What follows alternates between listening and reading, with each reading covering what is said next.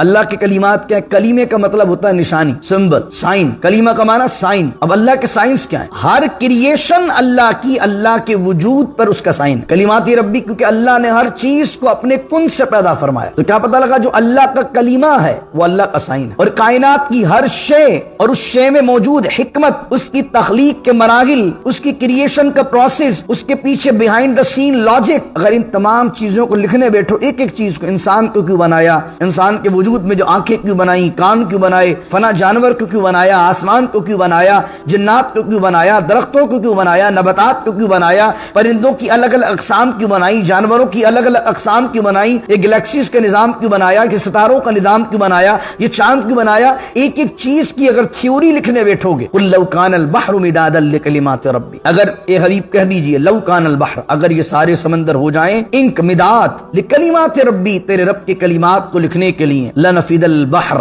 تو تمام سمندر ختم ہو جائیں، قبل ان تنفد کلمات ربی، لیکن تیرے رب کی کلمات، تیرے رب کے سائنس، تیرے رب کی جو علامات ہیں، جو نشانیاں ہیں، وہ ختم نہیں ہوں۔ پھر اللہ کہہ رہا وَلَوْ جِئْنَا، اب دیکھیے اللہ، حالانکہ آپ دیکھیے کائنات میں زمین کا ایک حصہ خشکی اور 3 حصہ پانی ہی پانی، اللہ رب العزت فرما رہا ہے وَلَوْ جِئْنَا بِمِثْلِهِ، اگرچہ ہم لے آئیں، امری وحلل عقدۃ من لسانی یفقهوا قولی، اللہم صلی علی سیدنا و مولانا محمد معدن الجود والکرم وآلہ وصحبہ وبارک وسلم الذین كانت اعینہم فی غطاء عن ذکری وكانوا لا يستطيعون السمع، صدق اللہ مولانا العظیم۔ سورہ کہف کی آخری آیات ہیں، اور سورہ کہف کا یہ آخری رکوع ہے، اور اس کے بعد انشاءاللہ عز و جل کل سے ہم سورہ مریم کا آغاز کریں گے۔ اللہ رب العزت ان آخری آیات کے اندر بیان فرماتا ہے، اور ان آیات پر اگر آپ آخری آیات پر غور کریں گے تو پہلا رکوع جو سورہ کہف کا ہے اور جو آخری رکوع سورہ کہف کا ہے، یہ دونوں رکوع کافی زیادہ فیملیئر ہیں، یعنی مضمون کے اعتبار سے ان کے اندر کافی مشابہت پائی جاتی ہے، اور جو اس صورت کا عمود ہے، اس صورت میں جو جرنلی طور پر بات سمجھائی گئی ہے، وہ ہے اس دنیا کی زندگی میں اور اس دنیا کی رنگینیوں میں گم ہو جانا، اور یہ دنیا کی زندگی، اس کی رونقیں ایک دجل ہیں۔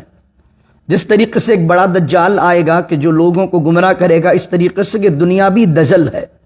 دجل کا معنی فریب ہے۔ ایک رنگین دنیا کے اندر آدمی مست ہو جائے اور آخرت کو اور خدا کی ملاقات کو بھلا دے، تو پھر اس کے لیے آخرت میں ہلاکت کا سامان ہے۔ اس کے بارے میں ہی یہ آخری آیات ہیں، اور حدیث شریف میں آیا کہ جو ابتدائی 10 آیتیں یاد کر لیتا ہے، اور ایک روایت کے اندر آیا جو آخری کی اس آیات کو یاد کر لیتا ہے جو آخری رکوع ہے، تو اللہ تعالیٰ اسے دجال کے فتنے سے محفوظ رکھتا ہے۔ فرمایا الذین کانت اعینہم فی غطاء عن ذکری، اور وہ لوگ کہ جن کی آنکھیں، جن کی نگاہیں ہمارے ذکر سے پردے میں ہیں، یعنی ان کی نگاہوں کے آگے پردہ آیا ہوا ہے دنیا کی رنگینیوں کا، کفر کا، شرک کا، ظلمت کا، ظلم کا، اور وہ ہماری یاد سے غافل ہیں۔ وَكَانُوا لَا يَسْتَطِيعُونَ السَّمْعَ، اور وہ دنیا کی زندگی میں اتنے مگن ہیں کہ وہ حق سننے کی بھی طاقت نہیں رکھتے۔ أَفَحَسِبَ الَّذِينَ كَفَرُوا، تو کافر کیا یہ گمان کرتے ہیں، یہ خیال کرتے ہیں کہ أَن يَتَّخِذُوا عِبَادِي مِن دُونِي أَوْلِيَاءَ، کہ وہ بنا لیں گے میرے بندوں کو میرے خلاف، میرے مقابلے میں اولیاء، مددگار، کارساز۔ میرے بندوں سے مراد کیا ہے؟ حضرت عزیر۔ میرے بندوں سے مراد کیا ہے؟ حضرت عیسیٰ علیہ السلام۔ تو کافر کیا یہ سمجھتے ہیں کہ افحسب الذین کفروا ان یتخذوا عبادی من دونی اولیاء، کہ میرے بندوں کو میرے مقابلے میں، میرے خلاف کا وہ یہ سمجھتے ہیں کہ وہ مددگار بنا لیں گے، کارساز بنا لیں گے۔ اللہ کہہ رہا انا اعتدنا جہنم، ہم نے تیار کی ہے جہنم، للکافرین، کافروں کے لیے، نزلا، نزلا کہتے ہیں مہمان نوازی کو۔ تو بعض اوقات سامنے والے کی حقارت کے لیے طنزیہ انداز میں بھی گفتگو کی جاتی ہے، کہ آؤ تمہاری بڑی خاطر مدارت کرتے ہیں، جس طرح پولیس والے کبھی کہتے ہیں چلو تمہاری مہمان نوازی کریں گے، چلو تو صحیح بھی۔ تو اب قرآن بھی یہ کہہ رہا ہے کہ نزولہ کا معنی مہمان نوازی کرنا، لیکن کیا کہہ رہا ہے؟ اللہ نے جہنم تیار کی ہوئی ہے کافروں کی مہمان نوازی کے لیے۔ اب وہاں پر مہمان نوازی نہیں ہوگی، یہ جو مجرموں کے ساتھ پولیس والے مہمان نوازی کرتے ہیں اس سے سخت مہمان نوازی ہوگی۔ اور فرمایا قل هل ننبئکم، اب یہ آیات بڑی اہم ہیں۔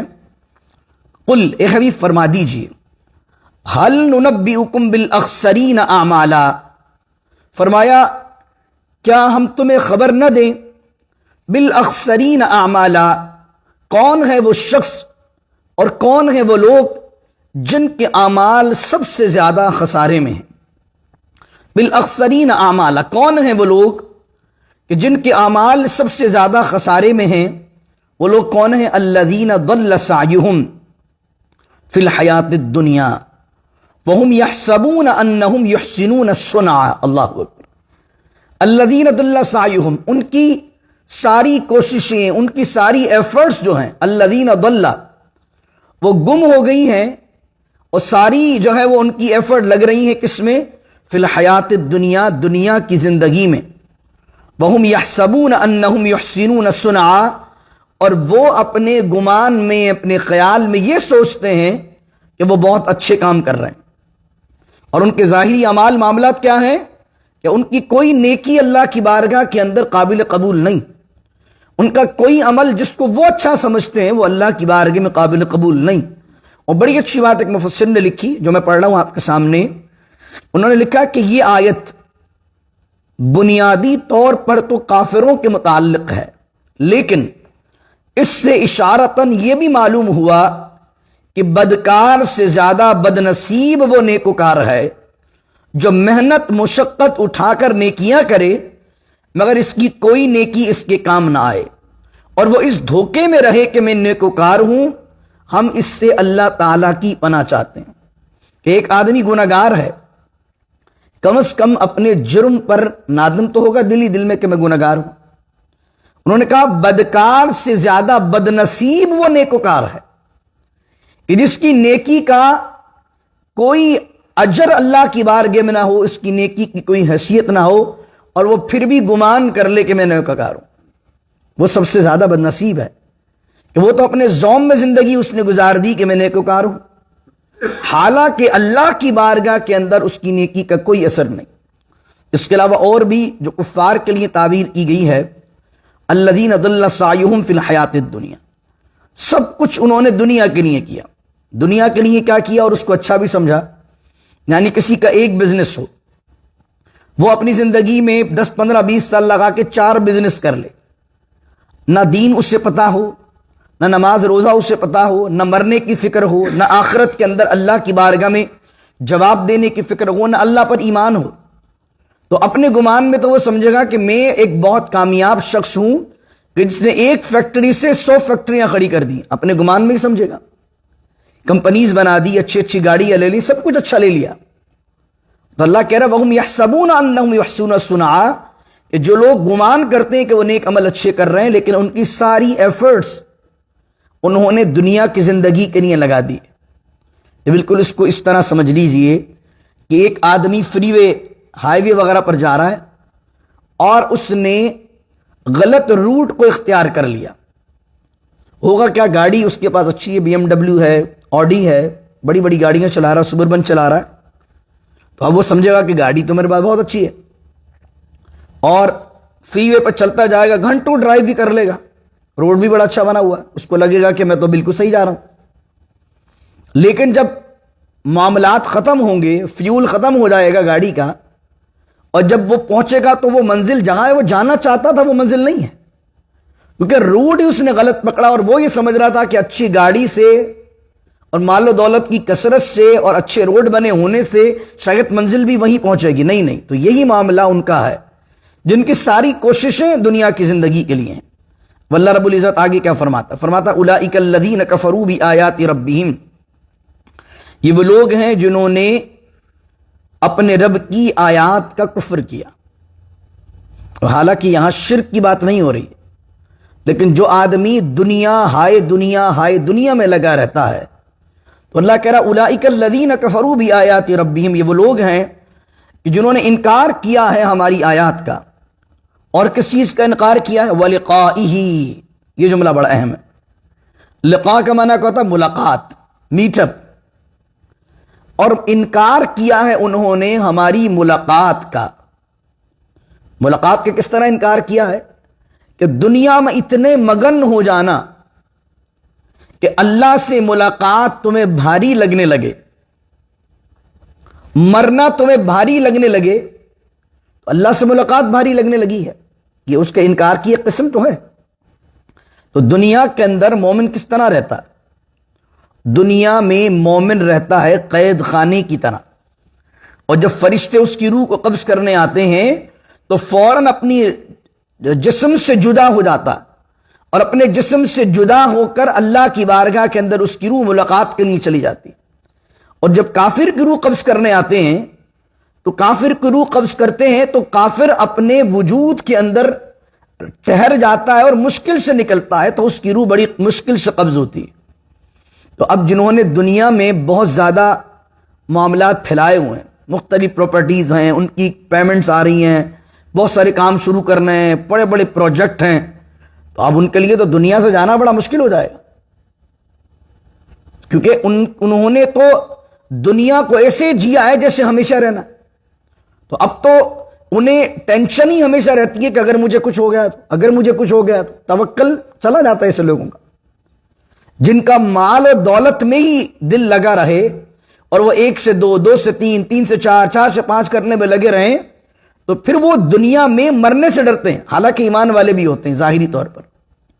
ویسے تو یہ آیت کافروں کے لیے ہو رہی ہے، لیکن آپ سوچ لیجئے کہ آدمی آج ہم ٹینشن میں تو نہیں ہے کہ آج اگر مجھے کچھ ہو گیا تو میرے بعد کیا ہوگا، یہ جو میں اتنی ساری چیزیں لی ہوئی ہیں، یہ جو میں نے اتنے سارے معاملات پھیلائے ہوئے ہیں، میرے بعد کیا ہوگا، میرے بعد کیا ہوگا۔ اس کا مقصد ہے آپ کو دنیا سے جانے سے ڈر لگ رہا ہے۔ اور مومن تو وہ ہے کہ جو مرنے سے نہیں ڈرتا ہے، وقت آنا ہے، جانا تو جانا ہے، اللہ سے ملاقات کرنی، اس فانی دنیا کو چھوڑنا ہے تو اللہ سے ملاقات کے لیے ہمیشہ ریڈی رہیے، کبھی بھی موت آ سکتی۔ اور جس دن دل میں یہ خوف آ جائے دنیا کی وجہ سے، دنیا کی دولت کی وجہ سے خوف آ جائے کہ اگر میں مر گیا تو میری دولت، اس کا مقصد کیا ہے کہ آپ کے دل میں آخرت، رب کی ملاقات، نیک اعمال، اس طرف سے توجہ کم ہو رہی ہے اور دل اور دماغ سارا دنیا میں لگ گیا، اور ساری ایفرٹ دنیا کے لیے۔ اور یہ جو تمام چیزوں میں لگ جانا، یہی تو دجل ہے، یہی تو دجالی نظام میں پھنس جانا ہے۔ تو اس دور میں ہم جو جی رہے ہیں، یہ قرب قیامت کا دور ہے، فتن کا دور ہے، فتنوں کا دور ہے، دجل کا دور ہے، فریب کا دور ہے، اور دنیا کی زندگی میں ہمارا سمجھ لیں پورا وجود غرق ہو چکا ہے، ہماری ہر ایفرٹ اللہ اور اس کے رسول کے لیے نہیں ہے، دین کے لیے نہیں ہے، ہماری ہر ایفرٹ دنیا کے لیے۔ اللہ اکبر۔ فحبطت اعمالهم، تو فرمایا جو ہم سے ملاقات کا انکار کرتے ہیں، فحبطت اعمالهم، تو ان کے اعمال سب برباد ہو گئے۔ اللہ اکبر۔ فلا نقیم لهم یوم القیامت وزنا، تو پس ہم ان کے لیے قیامت کے دن کوئی وزن قائم نہیں کریں گے۔ اللہ اکبر۔ اب سنیے حدیث شریف اس آیت کے متعلق۔ حضرت ابو ہریرہ، بخاری شریف کے اندر کتاب التفسیر ہے، اس کے اندر امام بخاری حضرت ابو ہریرہ سے روایت کرتے ہیں کہ نبی کریم صلی اللہ علیہ وسلم نے ارشاد فرمایا، قیامت کے دن ایک بہت ہی موٹے تازے آدمی کو جب اللہ تعالیٰ کی بارگاہ میں پیش کیا جائے گا تو اتنا بھاری بھرکم ہونے کے باوجود اللہ کے نزدیک اس کا وزن ایک مچھر کے پر کے برابر بھی نہ ہوگا۔ اور فرمایا کہ یہ آیت پڑھ لو، فلا نقیم لہم یوم القیامت وزنا، بس ہم ان کے لیے قیامت کے دن کوئی وزن قائم نہیں کریں گے۔ اللہ اکبر۔ تو میرے دوستوں، آپ نے دیکھا کہ قیامت کے دن آدمی یہ سمجھے گا کہ وہ بہت سارے اعمال لے کے جا رہا ہے، وہ سوچے گا میں نے تو یہ بھی کیا ہوا ہے، میں نے تو مسجد میں یہ بھی کیا تھا، میں نے تو غریبوں کے ساتھ یہ بھی کیا تھا، لیکن اس کی توجہ آخرت کی طرف نہیں ہوگی۔ ایک اور حدیث سنیے، اللہ اکبر، اور اس کو حلیۃ الاولیاء کے اندر روایت کیا گیا ہے، بلکہ اس سے پہلے ایک روایت میں پیش کرتا ہوں آپ کے سامنے، حضرت ثوبان کی، جس کو ابن ماجہ نے روایت کیا۔ فرمایا حضرت ثوبان رضی اللہ عنہ سے روایت ہے، حضور اقدس صلی اللہ علیہ وسلم نے ارشاد فرمایا، میں اپنی امت میں سے ان قوموں کو جانتا ہوں جب وہ قیامت کے دن آئیں گے تو ان کی نیکیاں تہامہ کے پہاڑوں کی مانند ہوں گی۔ تہامہ ایک وادی ہے، اس کے پہاڑ بڑے بلند تھے، لیکن اللہ تعالیٰ انہیں روشن دان سے نظر آنے والے غبار کے بکھرے ہوئے ذروں کی طرح بے وقعت کر دے گا۔ روشن دان کبھی دیکھا؟ کھڑکی کے اندر سے وہ جو باریک باریک ذرے آ رہے ہوتے ہیں، کہا اس طریقے سے اللہ بے وقعت کرے گا، ان کی کوئی وزن ہی نہیں ہوگا۔ اللہ اکبر۔ حضرت ثوبان رضی اللہ عنہ نے عرض کیا، رسول اللہ صلی اللہ علیہ وسلم ہمارے سامنے ان لوگوں کا صاف صاف حال بیان فرما دیجیے تاکہ ہم معلومات نہ ہوتے ہوئے ان لوگوں میں شریک نہ ہو جائیں، بتا دیجیے تاکہ ہم پرہیز کریں ایسے اعمال سے۔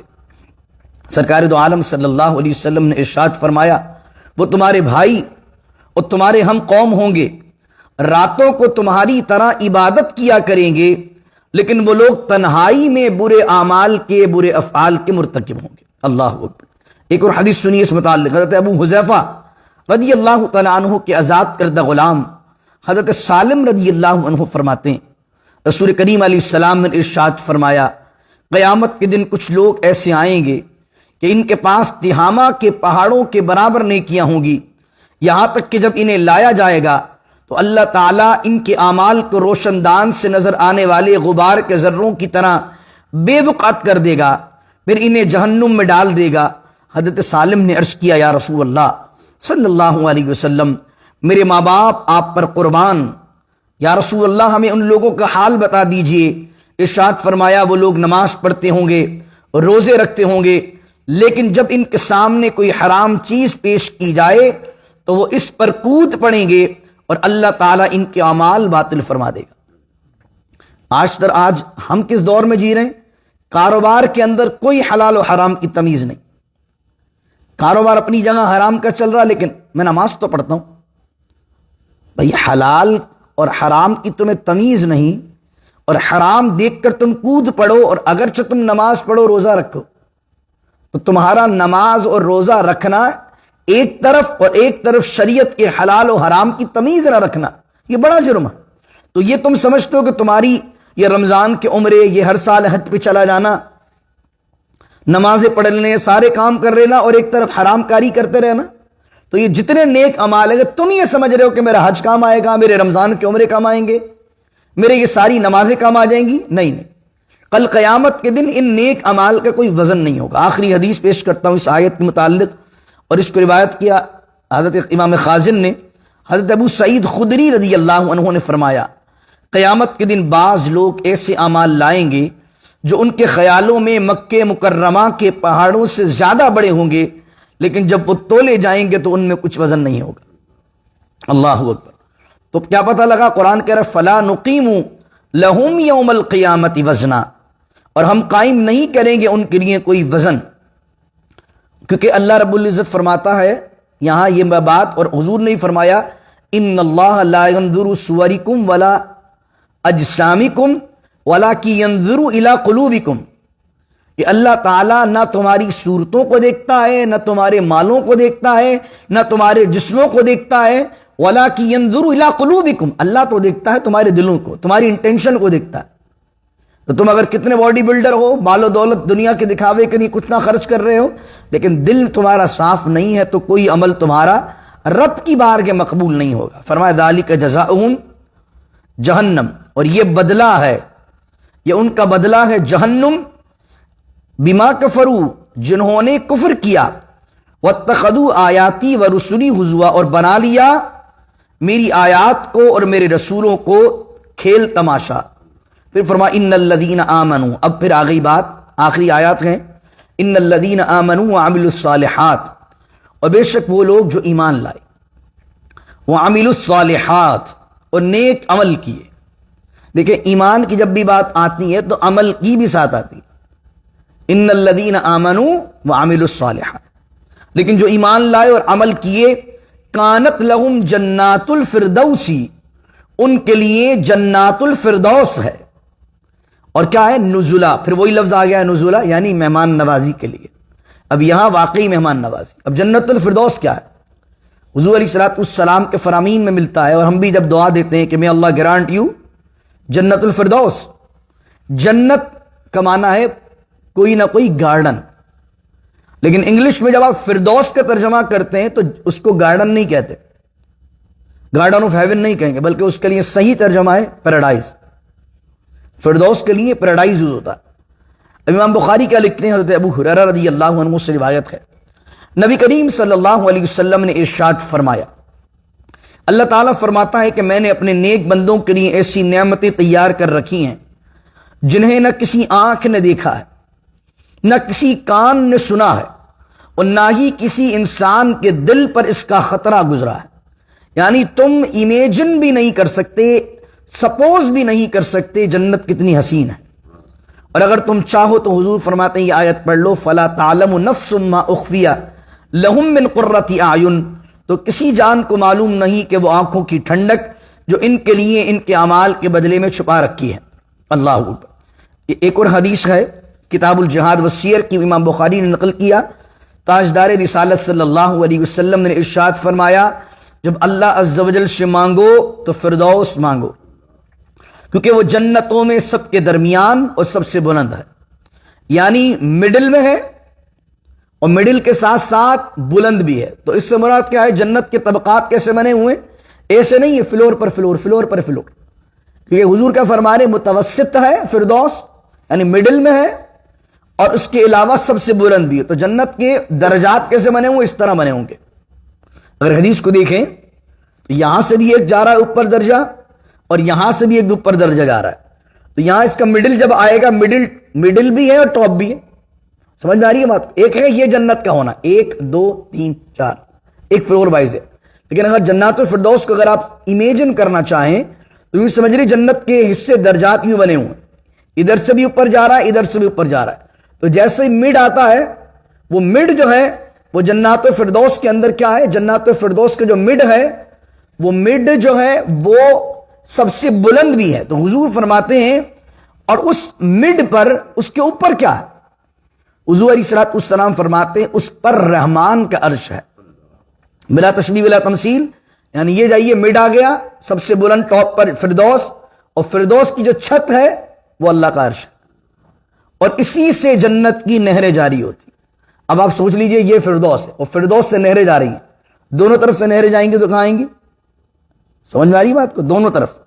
اللہ تعالیٰ ہمیں نصیب فرمائے. حضرت عبادہ بن صامت رضی اللہ عنہ سے روایت ہے، رسول کریم صلی اللہ علیہ وسلم نے ارشاد فرمایا، جنت میں 100 درجے ہیں، ہر 2 درجوں کے درمیان زمین و آسمان کے درمیان جتنا فاصلہ ہے، اور فردوس سب سے اوپر والا درجہ ہے. اس سے جنت کی 4 نہریں پھوٹتی ہیں، اس سے اوپر عرش ہے، اور جب تم اللہ سے سوال کرو تو جنت فردوس ہی مانگا کرو. حضرت انس بن مالک رضی اللہ تعالیٰ عنہ سے روایت ہے کہ حضور پر نور صلی اللہ علیہ وسلم نے ارشاد فرمایا، فردوس بلند جنت ہے اور درمیانی اور سب سے بہتر جنت ہے. حضرت کعب رضی اللہ تعالیٰ عنہ نے فرمایا، فردوس جنتوں میں سب سے اعلیٰ ہے اور اس میں نیکیوں کا حکم کرنے والے اور بدیوں سے روکنے والے عیش کریں گے. پھر اللہ کہہ رہا ہے، لا یبغون عنہا حولا. لا یبغون عنہا حولا کا معنی کیا ہے؟ یعنی کہ اس میں سے کوئی بندہ بھی جنت الفردوس میں رہنے والا تبدیلی نہیں چاہے گا. کوئی بھی بندہ یہ نہیں چاہے گا کہ جنت کا مقام تبدیل کر دیا جائے، یعنی اتنا زیادہ وہاں اس کا دل لگے گا کہ وہ بور نہیں ہوگا. دنیا کے اندر آپ دنیا کے حسین ترین مقامات پہ چلے جائیے، لیکن آپ چینج چاہتے ہیں، آپ چاہتے ہیں اب کہیں اور جانا چاہیے. بہت چلے گئے سوئٹزرلینڈ، بہت چلے گئے فلاں، بہت چلے گئے فلاں جگہ، اب تھوڑا چینج آنا چاہیے. اللہ کہہ لا یبغون عنہا حولا، جو اس کو فردوس میں ہم ڈالیں گے وہ چینج نہیں چاہے گا اپنے مقام کا. اللہ اکبر. پھر آگے فرمایا، خالدین فیہا لا یبغون، اس میں وہ ہمیشہ رہیں گے، لا یبغون عنہا حولا، اور وہ چینج نہیں چاہیں گے. آخری کی 2 آیات ہیں اور یہ اللہ کی توحید پر بڑی دلیل ہیں. قل لو کان البحر مدادا لکلمات ربی، سبحان اللہ. یہ بھی فرما دیجیے، اگر یہ سارے سمندر، بحر، سارے سمندر مداد، سیاہی بن جائیں، انک بن جائیں، مداد کا معنی انک بن جائیں، لکلمات ربی، تیرے رب کے کلمات کو لکھنے کے لیے. اللہ کے کلمات کیا ہے؟ کلیمے کا مطلب ہوتا ہے نشانی، سمبل، سائن. کلیمہ کا معنی سائن. اب اللہ کے سائنس کیا ہیں؟ ہر کریشن اللہ کی، اللہ کے وجود پر اس کا سائن ہے. کلمات ربی، کیونکہ اللہ نے ہر چیز کو اپنے کن سے پیدا فرمایا. تو کیا پتہ لگا؟ جو اللہ کا کلمہ ہے وہ اللہ کا سائن ہے. اور کائنات کی ہر شے اور اس شے میں موجود حکمت، اس کی تخلیق کے مراحل، اس کی کریشن کا پروسیس، اس کے پیچھے بیہائنڈ دا سین لاجک، اگر ان تمام چیزوں کو لکھنے بیٹھو، ایک ایک چیز کو، انسان کو کیوں بنایا، انسان کے وجود میں جو آنکھیں کیوں بنائی، کان کیوں بنائے، فنا جانور کو کیوں بنایا، آسمان کو کیوں بنایا، جنات کو کیوں بنایا، درختوں کو کیوں بنایا، نباتات کو کیوں بنایا، پرندوں کی الگ الگ اقسام کیوں بنائی، جانوروں کی الگ الگ اقسام کیوں بنائی، یہ گلیکسیز کا نظام کیوں بنایا، یہ ستاروں کا نظام کیوں بنایا، یہ چاند کیوں بنایا. ایک ایک چیز کی اگر تھیوری لکھنے بیٹھو گے، قُل لَوْ كَانَ الْبَحْرُ مِدَادًا لِكَلِمَاتِ رَبِّي، اگر اے حبیب کہہ دیجئے لو کان البحر، اگر یہ سارے سمندر ہو جائیں انک مداد لکلمات ربی، تیرے رب کے کلمات کو لکھنے کے لیے، لنفد البحر، تو تمام سمندر ختم ہو جائیں گے، قبل ان تنفد کلمات ربی، لیکن تیرے رب کی کلمات، تیرے رب کے سائنس، تیرے رب کی جو علامات ہیں، جو نشانیاں ہیں، وہ ختم نہیں ہوں گی. پھر اللہ کہہ رہا وَلَوْ جِئْنَا. اب دیکھیے اللہ، حالانکہ آپ دیکھیے کائنات میں زمین کا ایک حصہ خشکی اور 3 حصہ پانی ہی پانی.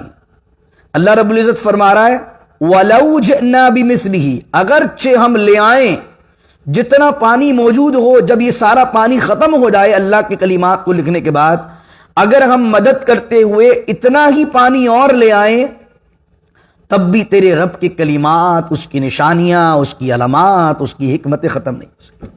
اللہ ہوئی. ایک اور مفہوم ہے جو آگے آئے گا انشاءاللہ، کہ وہاں تو یہ ہے کہ اگر سمندر سارا سیاہی بن جائے، اور وَلَوْ أَنَّ مَا فِي الْأَرْضِ مِنْ شَجَرَةٍ أَقْلَامٍ، اور جتنے درخت ہیں سارے درختوں کے قلم بنا لیے جائیں، جب بھی تیرے رب کے کلمات ختم نہیں ہو، تیرے رب کی شان کو بیان نہیں کیا جا سکتا. آخری آیت، قُلْ إِنَّمَا أَنَا بَشَرٌ مِثْلُكُمْ یوحا الی انما الہکم الہ واحد. اور یہ حبیب فرما دیجیے انما انا بشر مثلکم، بے شک میں تمہارے مثل بشر ہوں. یوحا الی انما الہکم الہ واحد، اور میری طرف وحی کی جاتی ہے، میری طرف وحی آتی ہے کہ تمہارا معبود ایک ہی معبود ہے.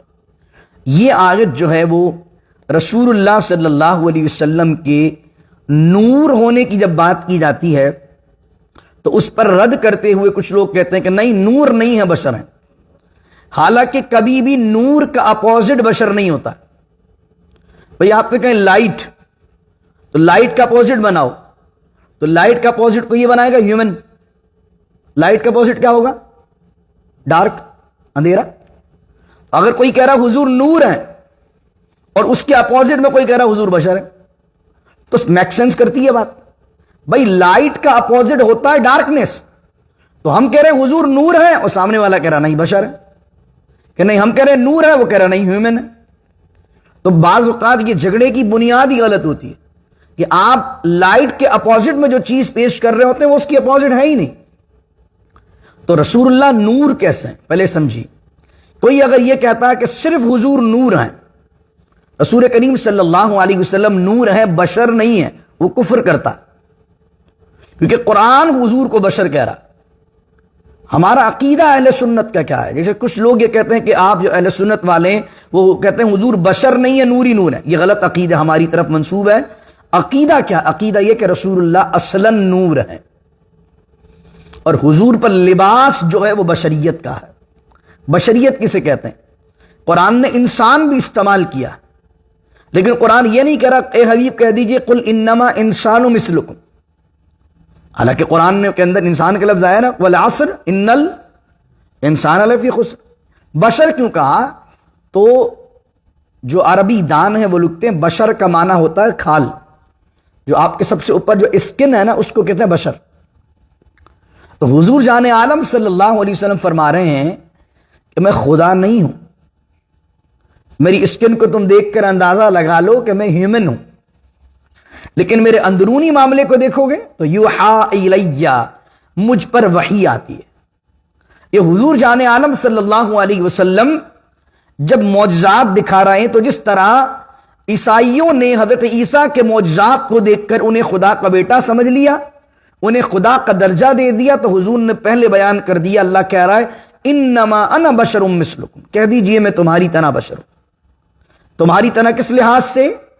بشریت کے لحاظ سے، تمہاری طرح کا انسان نہیں ہوں، بلکہ اگر اسکن کے حساب سے دیکھو گے تو جس طرح تمہارے انسانوں کی اسکن ہے اس طرح میری بھی اسکن ہے، لیکن میرے قلب کو دیکھو گے، میرے اندر کو دیکھو گے، میری اصل کو دیکھو گے تو وہ تو نور علی نور ہے، کہ اللہ کا جو وحی کا نور ہے وہ میرے قلب منور پر نازل ہوتا۔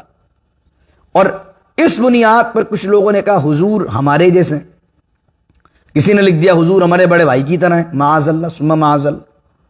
دیکھیں اللہ نے یہاں کس سینس میں حضور کو کہا کہ آپ بشر کہہ دیں، تاکہ لوگ آپ کو خدا نہ سمجھیں، خدا کا بیٹا قرار نہ دے دیں۔ لیکن قرآن کریم میں بیشتر مقامات پر جو بشر بشر کی رٹ لگاتے تھے اور بشریت کے تانا دیتے تھے لوگوں میں، وہ مشرکین تھے، اور حضرت نوح ہوں حضرت موسیٰ ہوں، وہ سارے کیا کہتے تھے؟ قالوا ما انتم الا بشر مثلنا۔ یہ پڑھ کے آئے ساری چیزیں ہم پیچھے، آپ تو صرف بشر ہو ہماری طرح بازاروں میں چلتے ہو، ہماری طرح کھاتے ہو، ہماری طرح پیتے ہو۔ تو بشریت کی بات کرنا اور اپنے جیسا بشر سمجھنا، یہ جو ہے قرآن نے 12 مرتبہ بیان کیا ہے مشرکین کے قول کو بیان کرتے ہوئے۔ اور یہاں صحابہ کبھی نہیں کہہ رہے کہ ہماری طرح بشر ہے، بلکہ رسول اللہ کو حکم دیا جا رہا ہے کہ آپ کہہ دیں کہ میں اسکن کے لحاظ سے، ہیومن ہونے کے لحاظ سے تمہاری طرح ہوں، تاکہ کوئی حضور کو خدا کا درجہ نہ دے دے۔ لیکن حضور اصلاً کیا ہے؟ اصلاً وہ جو میں نے 12 آپ کے سامنے روح کا چیپٹر ذکر کیا ہے کہ حضور علیہ الصلوۃ والسلام سے متعلق حدیث، اول خلق اللہ نوری من نور، کہ اللہ تعالیٰ نے سب سے پہلے میرے نور کو اپنے نور سے پیدا فرمایا۔ یہ مصنف عبد الرزاق کی حدیث ہے، مشکات المصابیح کے اندر بھی یہ حدیث ہے۔ یعنی اللہ نے سب سے پہلے روحوں کو پیدا کیا، اور ان روحوں کے اندر سب سے پہلی جو روح اللہ نے بنائی ہے، یعنی اس کائنات کو جو فزیکل ورلڈ ہے، اس فزیکل ورلڈ کو بنانے سے پہلے اللہ نے جو انوار کا اور نور کا اور روح کا عالم بنایا ہے، اس روح کے عالم میں، ارواح کے عالم میں سب سے پہلے جس روح کو اللہ نے تخلیق کیا ہے بطور کریشن، وہ رسول اللہ کی روح ہے، اور اسی کو کہتے ہیں روح محمدی صلی اللہ علیہ وسلم، اور اسی کو کہتے ہیں نور محمدی صلی اللہ علیہ وسلم۔ ڈاکٹر اسرار صاحب، حیرت ہوگی کچھ لوگ جو ڈاکٹر اسرار صاحب کو سنتے ہیں وہ بھی اس چیز پر اعتراض کر رہے ہوتے ہیں نور و بشر ہیں کہ نہیں ہے۔ ڈاکٹر اسرار صاحب کے ایک لیکچر میں نے سنا ہے خود اپنے کانوں سے، انہوں نے کہا کہ یہ نور اور بشر کا جھگڑا کچھ نہیں ہے، جو اللہ نے سب سے پہلے ارواح کے عالم میں الحضور کی روح کو جو پیدا کیا ہے، تو یا اس کو روح محمدی کہہ لیں یا نور محمدی کہہ لیں، باتیں کی، کیونکہ روح کیا ہوتی ہے؟ نور ہوتی ہے نا، تو روح جو ہے وہ سب مانتے ہیں روح جو ہے وہ نور ہے۔ تو اب اس کو جو سب سے پہلے روح پیدا ہوئی ہے، یہ سب متفق ہیں کہ سب سے پہلی روح جو پیدا اللہ نے کی ہے وہ رسول اللہ کی ہے۔ تو اب اسے کوئی روح محمدی کہہ رہا ہوتا ہے، کوئی نور محمدی کہہ رہا ہوتا ہے۔ اب سب سے پہلے جس نور کو بحیثیت روح اللہ نے پیدا فرمایا وہ عالم ارواح میں تھی، اور پھر حضور علیہ الصلوۃ والسلام کو 12 ربیع الاول کے دن، پیر شریف کا دن ہے، حضرت آمنہ کے بطن سے اللہ نے پیدا کیا۔ اب یہ حضور کی اسکن اور حضور کی ہیومننس کا آغاز ہے، حضور کی بشریت کا آغاز ہے۔ تو حضور کی جب بشریت پیدا فرمائی تو روح کہاں سے آئی حضور میں؟ عالم ارواح سے، یعنی وہ جو نور محمدی تھا جو سب سے پہلے اللہ نے بنایا تھا، اس نور محمدی کے اٹھا کر حضور کی بشریت میں ڈال دیا گیا۔ لیکن حضور صلی اللہ علیہ وسلم کی بشریت پر حضور کی نورانیت غالب ہے۔ ایک ہوتا نا کہ میں اور آپ کے اندر بھی روح ہے، ہماری روح بھی نورانی ہے، آپ کے اندر بھی سول ہے، میری سول بھی، کہ میری اور آپ کی سول برابر ہے نہیں، لیکن ہر ایک کی سول کا لیول الگ ہے اللہ کی بارگاہ میں۔ کسی کی سول زیادہ کنیکٹڈ ہے اللہ کی راہ میں، اللہ کی بارگاہ میں، اور کسی نے بشریت کے معاملات کو اتنا بڑھا لیا ہے کہ اس کی روح کا انفلوئنس کم ہو گیا ہے، بشریت اور دنیا اس پر حاوی ہو گئی۔ لیکن رسول اللہ کی نورانیت کیا ہے؟ حضور علیہ الصلوۃ والسلام فرماتے ہیں کہ انبیاء جب سوتے ہیں اور میں جب سوتا ہوں، میری آنکھیں سوتی ہیں، میرا دل نہیں سوتا، کیونکہ بندہ سوتے ہوئے غفلت میں ہوتا ہے، لیکن حضور کی روح وہ ہے، حضور کا نور محمدی وہ ہے، حضور کی روح محمدی وہ ہے کہ حضور آنکھیں بند بھی کرتے ہیں تو دل غفلت میں نہیں جاتا، دل مسلسل ذکر الہی کرتا رہتا ہے۔ یہ کنیکشن ہے حضور کی روح کا اللہ کے ساتھ۔ اس لیے کیا مسئلہ ہے؟ مسئلہ یہ ہے، حضور علیہ الصلوۃ والسلام کا فرمان، اس سے متعلق مسئلہ کئی احادیث پر دلیل ہیں کہ ہر آدمی جو سو جائے اس کی نیند جو ہے وضو کو توڑ دیتی ہے، لیکن انبیاء علیہ السلام اور خصوصاً رسول کریم علیہ الصلوۃ والسلام سے کئی احادیث منقول ہیں کہ حضور سو کر اٹھے اور حضور نے نماز پڑھائی۔ یعنی میری اور آپ کی نیند غفلت والی ہے، ناقض وضو کر دیتی ہے، لیکن رسول اللہ اگر سو بھی جائیں تو حضور جان عالم صلی اللہ علیہ وسلم کی جو روح ہے وہ مسلسل رب سے تعلق میں رہتی ہے، تو حضور کا وضو ٹوٹا نہیں کرتا۔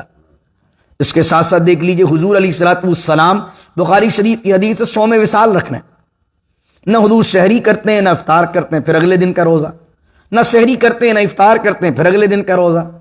صحابہ تو اس طاق میں رہتے تھے کہ رسول اللہ کی ادا کو ادا کر لیا جائے۔ چند صحابہ نے دیکھا کہ حضور بغیر سحری بغیر افطار کا روزہ رکھ رہے ہیں، اس کو صوم وصال کہتے ہیں، صحابہ نے بھی رکھنا شروع کر دیا۔ لیکن صحابہ تو 2 سے 3 دن میں نڈھال ہو گئے، اور اللہ اکبر، قربان جائے میرے آقا کے جمال پر، حضور وہی حشاش و بشاش ہیں اور کئی دن سے رکھ رہے ہیں۔ جب حضور نے دیکھا کہ صحابہ نڈھال ہو رہے ہیں، نہ سحری کر رہے ہیں نہ افطار، پوچھا یہ کیا کر رہے ہو؟ کہا حضور آپ کو کرتے ہوئے دیکھا۔ بخاری کے اندر الفاظ ہیں، حضور نے کہا ایکم مثلی، تم میں سے کون ہے میرے مثل، تم میں سے کون ہے میرے جیسا؟ تو اب اس آیت کو پڑھ کر کوئی یہ کہے کہ حضور ہمارے جیسا، یہ تو بڑی بے ادبی والی بات ہے۔ حضور کیا کہہ رہے ہیں صحابہ کو، تم میں سے کون ہے مجھ جیسا؟ پھر آگے کیا کہہ رہے ہیں حضور؟ بخاری کی روایت، میں تو رات اللہ کے یہاں گزارتا ہوں، میرا اللہ مجھے کھلاتا بھی ہے، میرا اللہ مجھے پلاتا بھی ہے۔ اب حالانکہ حضور کی جو ہیومن نیس ہے، حضور کی بشریت ہے، وہ تو مدینہ میں ہی ہے، حضور کی جو بشریت ہے وہ تو حجرے میں ہی ہے، لیکن حضور کیا کہہ رہے ہیں؟ میں تو رات اللہ کے یہاں گزارتا ہوں، حالانکہ حضور رات اپنے حجرے میں گزارنا ہے۔ تو وہ کیا چیز ہے جو اللہ کی بارگاہ میں رات گزار رہے ہیں حضور؟ حضور کی سول، حضور کا نور، حضور کی روح، روح محمدی ہے، نور محمدی ہے صلی اللہ علیہ وسلم۔ پھر ایک اور حدیث سنیے، رسول اللہ صلی اللہ علیہ وسلم نماز پڑھائی، کچھ لوگوں نے نماز سے پیچھے غلطی کی، حضور جان عالم صلی اللہ علیہ وسلم، ترمذی میں بھی روایت ہے، صحیح ستہ کے اندر متعدد مقامات پر حدیث ہے، حضور علیہ الصلوۃ والسلام نے فرمایا تمہارا خشوع اور خضوع مجھ پر پوشیدہ نہیں ہے، جس طریقے سے میں آگے دیکھتا ہوں اس طرح پیچھے بھی دیکھتا ہوں۔ اور پھر حضور کے الفاظ کیا ہے؟ میں تمہارا خشوع اور خضوع بھی دیکھتا ہوں۔ مجھے بتائیے، ایک ہے نماز کو دیکھنا، ایک ہے خشوع خضوع کو دیکھنا۔ خشوع خضوع آدمی کے دل میں ہوتا ہے، ظاہر نہیں ہوتا۔ میں نماز پڑھ رہا ہوں، آپ نہیں بتا سکتے کہ میں خشوع خضوع سے پڑھ رہا ہوں کہ نہیں پڑھ سکتا ہوں، کیونکہ خشوع دل میں ہے، خضوع دل کے اندر ہے، کہ دل کی میری انٹینشن نماز کے وقت ہے۔ رسول اللہ فرما رہے ہیں کہ تمہارا خشوع اور خضوع مجھ پر پوشیدہ نہیں ہے، میں اس طرح آگے دیکھتا ہوں اس طرح پیچھے دیکھتا ہوں، اور پیچھے بھی حضور اس طرح ہی نہیں دیکھ رہے کہ ظاہر دیکھ رہے ہیں، بلکہ رسول کریم صلی اللہ علیہ وآلہ وسلم دل کے حالات کو جان رہے ہیں کہ کس بندے کے دل میں کیا خیال نماز پڑھتے ہوئے چل رہا ہے۔ مجھے بتائیے، کوئی ہے کائنات میں ایسا امام جو کہہ سکے میں حضور جیسا ہوں؟ امام آگے پڑھے تو پتہ نہیں چلتا پیچھے صف میں آ کے کون ملا ہے، لیکن حضور وہ امام ہے کہ حضور نماز آگے پڑھا رہے ہوں، اللہ اکبر پیچھے دیکھیے۔ تو رسول کریم صلی اللہ علیہ وسلم کا مرتبہ بہت بلند ہے۔ حضور کے پسینے کو دیکھ لیجیے، کیا ہم حضور جیسے ہو سکتے ہیں؟ معاذ اللہ، الیاذ باللہ تعالی، ہمارا پسینہ بدبودار ہے، رسول کریم صلی اللہ علیہ وسلم کا پسینہ خوشبودار ہے، بلکہ مدینہ المنورہ کے اندر تو یہ بات مشہور تھی، کسی کے گھر شادی ہوتی تھی تو وہ بندہ اپنی بچی کی شادی میں، اپنے بچے کی شادی میں عطر کے طور پر لگانے کے لیے حضور علیہ الصلوۃ والسلام کا پسینے مبارک لے جایا کرتا تھا،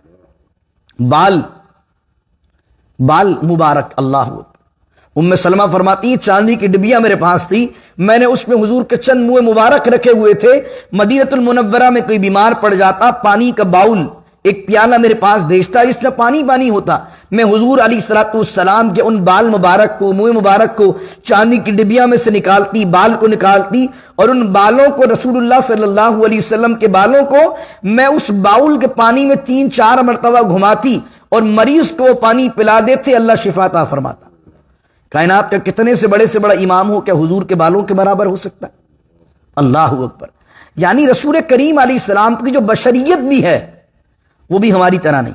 تو جب بھی حضور کو بشر کہیے، بشریت کا انکار نہیں کیجئے، کفر ہے۔ کوئی یہ نہیں کہہ سکتا حضور بس نور ہی نور ہیں، بشر نہیں، کفر ہو جائے گا، کیونکہ قرآن بشر کہہ رہا ہے۔ آپ یہ کہیے حضور بشر بھی ہیں، حضور نور بھی ہیں، اور حضور کی نورانیت حضور کی بشریت پر حاوی ہے، غالب ہے۔ انفلوئنس حضور علیہ السلام کی روحانیت کا زیادہ ہے، نورانیت کا زیادہ ہے، روح محمدی کو بشریت محمدی پر غلبہ حاصل ہے صلی اللہ علیہ وآلہ وسلم۔ لیکن اس کے ساتھ جب بشر کہیے تو کہیے افضل البشر حضور ہیں، بشریت پر سب سے اعلیٰ۔ جو امام شرف الدین بصیری نے کہا، کیا کہا انہوں نے؟ مولا صلی وسلم دائماً ابدا، اے اللہ درود بھیج، سلام بھیج، ہمیشہ ہمیشہ بھیج۔ کس پر بھیج؟ علی حبیبی کا، تیرے اس حبیب پر بھیج، خیر الخلق کلہم، جو تیری مخلوق میں سب سے بہتر ہے۔ تو رسول اللہ کو اپنے جیسا بشر نہ کہیے، خدارا اس آیت کو غلط کوڈ نہ کیجیے، کیونکہ دیکھیے اگلا جملہ ہی لوگ کیا کرتے ہیں، انما انا بشر مثلکم پر سانس روک لیتے ہیں۔ ارے بھائی آگے تو پڑھو، حضور کہہ رہے ہیں اے حبیب فرما دیجئے انما انا بشر مثلکم، میں تمہارے مثل بشر ہوں، لیکن یوحا الی انما الہکم الہ واحد، لیکن مجھ پر وحی آتی ہے۔ تو بتاؤ وحی کس پر آتی ہے؟ قرآن کیا کہتا ہے 28 پارے میں؟ لو انزلنا ھذا القرآن علی جبل لرأیتہ خاشعا متصدعا من خشیۃ اللہ، اگر اس قرآن کو ہم کسی پہاڑ پر نازل کرتے تو یہ پہاڑ قرآن کے جلال و ہیبت کی وجہ سے ریزہ ریزہ ہو جاتا، لیکن یہ قرآن کس پر نازل ہوا؟ قلب محمدی صلی اللہ علیہ وسلم۔ تو حضور کی جو اسکن وائز دیکھو گے تو تمہیں اپنے جیسے بشر نظر آئیں گے، لیکن نہ بشریت تمہاری جیسی ہے، اور نورانیت کے تو پھر کیا ہی کہنے کہ جبرائیل بھی نور ہے، حضور بھی نور ہیں، لیکن جبرائیل سدرہ کے مقام پر پیچھے رہ جاتے ہیں، حضور آگے بڑھ جاتے ہیں۔ تو ملائکہ میں سب سے اعلیٰ جو نور ہے وہ جبرائیل ہے، لیکن رسول اللہ کی نورانیت وہ ہے کہ جبرائیل پیچھے ہے، حضور آگے آگے۔ اللہ اکبر۔ وہ کسی نے بڑا خوبصورت جملہ کہا کہ جو حضور علیہ الصلوۃ والسلام کو بشر بشر کہتا ہے، اپنی طرح کہتا ہے، تو رضا ثاقب صاحب بڑا اچھا جملہ کہتے ہیں کہ ارے نادان، تو نے جائی دائی حلیمہ سعدیہ کے قبیلے میں رسول کریم صلی اللہ علیہ وسلم کو حلیمہ کی بکریوں کے پیچھے پیچھے تو دیکھا ہے، لیکن تو نے سیرت میں یہ نہیں دیکھا کہ معراج کی رات رسول اللہ جبرائیل کے آگے آگے بھی ہیں۔ اللہ اکبر۔ تیری نگاہ سیرت میں بکریوں کو پیچھے پیچھے حضور پر گئی ہے، تیری نگاہ سیرت کے اندر معراج کی رات سدرہ سے آگے، جبرائیل سے آگے آگے نہیں گئی ہے، کہ ایک طرف بشریت میں عاجزی یہ ہے کہ بکریاں چرا رہے ہیں، اور ایک طرف نورانیت میں مرتبہ یہ ہے کہ ملائکہ کا سردار جبرائیل بھی ہاتھ باندھے کھڑا ہے۔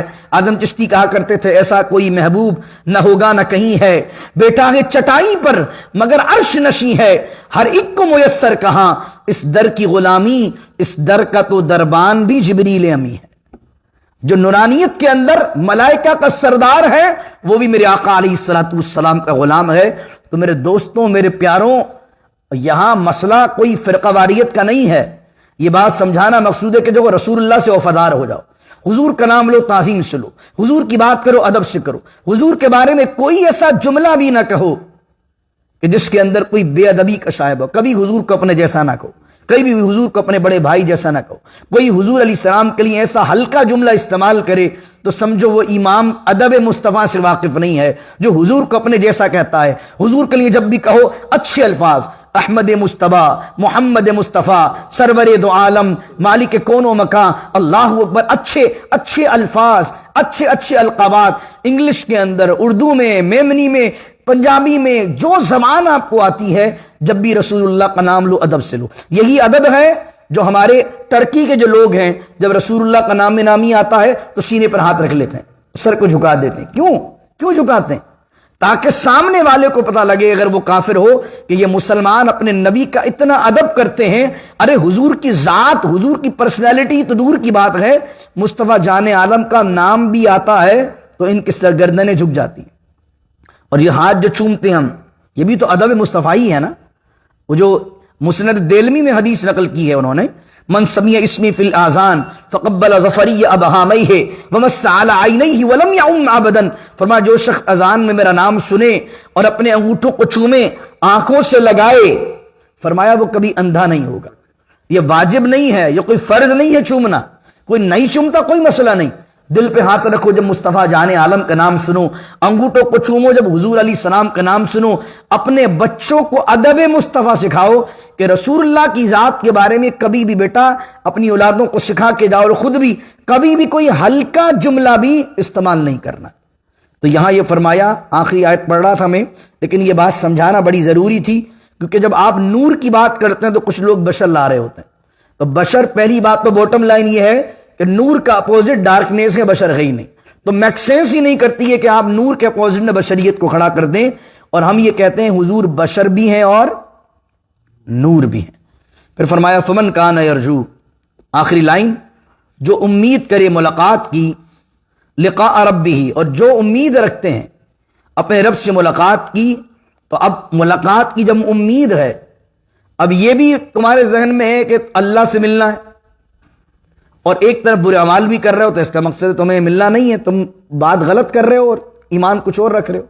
جس کو یہ یاد رہے گا کہ اللہ سے ملنا ہے، تو اللہ کہہ رہا فلیعمل عملا صالحا، تو وہ عمل کرے. کون سا عمل کرے؟ صالحا، اخلاص کے ساتھ عمل کرے.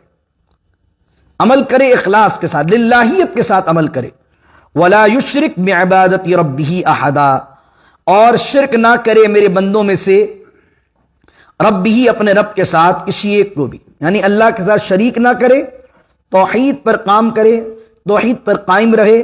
اور فلیعمل عملا صالحا، اور نیک عمال کرے، اور نیک عمال بھی اخلاص کے ساتھ کرے. اصول اس کے تحت حدیث نقل کی ہیں علماء نے. فرمایا کل قیامت کے دن ایک تاجر کو لایا جائے گا، ایک سخی کو لایا جائے گا، پوچھا جائے گا تو نے کیا کیا؟ تو وہ کہے گا مالک میں نے تیری راہ میں خیرات کی، میں نے تیری راہ کے اندر لوگوں کو مال دیا. اللہ فرمائے گا تو جھوٹا ہے، تو نے اس لیے کیا تاکہ لوگ تجھے سخی کہیں. پھر ایک عالم کو لایا جائے گا، کہا تو نے کیا کیا؟ وہ کہے گا مالک میں نے تیرے دین کو بڑھایا، تیرے دین کو سمجھایا، لوگوں کو سمجھایا دین کیا ہے. اللہ فرمائے گا نہیں تو نے اس لیے کہا کہ لوگ تیری عزت کریں، لوگ تیری تعظیم کریں، لوگ تیری توقیر کریں، لوگ تجھے مال و دولت سے نوازیں، تو دنیا میں تجھے نواز دیا گیا. اس طریقے سے ایک مجاہد کو لایا جائے گا، ایک شہید کو لایا جائے گا. وہ کہے گا مالک میں نے تیری راہ میں جہاد کیا اور تیری راہ میں اپنی جان کو قربان کر دیا. اللہ فرمائے گا تو جھوٹا ہے، تو نے اس لیے کیا کہ اگر تو زندہ بچ کر واپس پہنچے تو غازی کہلائے، اور مارا جائے تو شہید کہلائے. تیری انٹینشن، تیری نیت یہ تھی کہ ہمارے لیے اخلاص کے ساتھ عمل تو نے نہیں کیا ہے، تو جاؤ ان تینوں کو جہنم میں لے جاؤ. تو میرے دوستو نیک عمل کرو، دیکھو انٹینشن کیا ہے، دیکھو نیکی کے اندر آپ کس نیت سے نیکی کر رہے ہیں. اخلاص ہوگا تو اللہ کی بارگاہ میں اجر دیا جائے گا، اخلاص نہیں ہوگا تو وہ جو روایات میں نے پڑھی ہیں فلا نقیم لہم یوم القیامت وزنا، کسی عمل کا جو ہے وہ تمہیں اجر نہیں دیا جائے گا، بے وزن ہوں گے. الحمدللہ بارک اللہ لنا ولکم فی القرآن العظیم ونفعنا بالآیات والذکر الحکیم. اللہ کا فضل، اس کا شکر، اس کا احسان کہ 16ویں سپارے کے بھی 3 رکوع بحمد اللہ تعالی مکمل ہوئے، اور 110 آیات تھی سورہ کہف کی. اللہ کا فضل، اللہ کا فضل، اللہ کی رحمت، اللہ کا بے پناہ شکر و احسان کہ مجھ نکمے سے اللہ نے یہ کام لیا کہ الحمدللہ سورہ کہف کو بھی ہم نے آیت ٹو آیت، ورس ٹو ورس، اپنی بساط کے مطابق جتنا اللہ نے توفیق دی کوشش کی ہم نے حق بیان کرنے کی. جو حق بیان کی اللہ قبول کر لے، اور جو کچھ کہیں غلطی ہوئی جانے میں انجانے میں اپنی رحمت سے اللہ مجھے معاف کرے. انشاءاللہ کمنگ سیٹرڈے 15 سپارے نصف قرآن مکمل ہونے کی خوشی میں شکرانے کے طور پر ناشتے کا اہتمام ہے، دعا ہے نصف قرآن کی. تو آپ تمام احباب ضرور اگر چاہیں فیملی کو لانا بھی تو لائیں. اللہ اکبر. اور تمام احباب ضرور اس دعا میں جو نصف قرآن کی دعا ہے ضرور شرکت فرما کر ثواب دارین حاصل کریں. اور بحمد اللہ تعالیٰ کل بھی جو ہے وہ سورہ مریم کا آغاز ہو رہا ہے. سورہ مریم بھی بہت دلچسپ اسٹوری ہے، اور سورہ مریم کے اندر آپ انشاءاللہ میں کل بیان کروں گا سورہ بنی اسرائیل اور سورہ کہف اور سورہ مریم، ان تینوں کے اندر آپس میں کیا بونڈنگ ہے اور کیا کنیکشن ہے، اور کیا تینوں صورتیں ایک ساتھ ہیں، اور کیا آپس میں کیا کیا چیزیں ان کی فیملیئر ہیں انشاءاللہ کل بیان کریں گے. دعا کیجیے اللہ رب العزت سے اللہ عمل کی توفیق عطا فرمائے. بسم اللہ الرحمن الرحیم. الحمدللہ رب العالمین والصلاة والسلام علی اشرف الانبیاء والمرسلین. اللهم نور قلوبنا بالقرآن العظیم وزین اخلاقنا بالقرآن العظیم وادخلنا الجنة بالقرآن العظیم ونجنا من النار بالقرآن العظیم. اللهم ارزقنا شهادة في سبيلك واجعل لنا موتنا في بلد رسولك صلى الله عليه وسلم. إن الله وملائكته يصلون على النبي يا أيها الذين آمنوا صلوا عليه وسلموا تسليما. اللهم صل وسلم وبارك على سيدنا ومولانا محمد معدن الجود والكرم وآله وصحبه وبارك وسلم. سبحان ربك رب العزة عما يصفون وسلام على المرسلين والحمد لله رب العالمين. لا إله إلا الله محمد رسول الله صلى الله عليه وسلم.